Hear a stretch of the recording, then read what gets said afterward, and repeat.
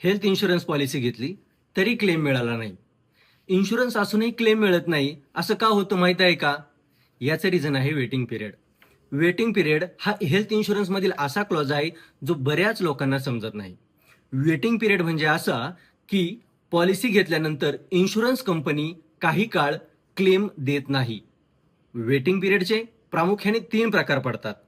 पहिला आहे initial waiting period, की ज्यामध्ये पहिले 30 दिवस कुठलाही इलनेस कव्हर होत नाही. दुसरा आहे स्पेसिफिक डिसीज वेटिंग पिरियड, की ज्यामध्ये आपल्या शरीरामध्ये हळूहळू उद्भवणारे आजार जसे की हर्निया, कॅटरॅक्ट, पाईल्स, की जे आजार शरीरामध्ये हळूहळू उद्भवतात ते 2 वर्ष कव्हर होत नाही. आणि तिसरा आहे pre existing disease waiting period, की ज्यामध्ये पॉलिसी घेण्यापूर्वी जर तुम्हाला कुठला आजार असेल, उदाहरणार्थ डायबिटीस, बीपी, थायरॉइड, तर ते पहिले 2 ते 4 वर्ष, साधारण बऱ्याच कंपनीमध्ये 3 वर्ष कव्हर होत नाही.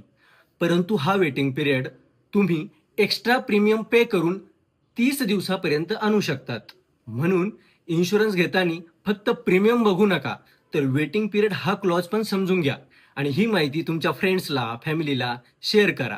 आणि अशाच सोप्या माहितीसाठी हिरा वेल्थला फॉलो करा. धन्यवाद.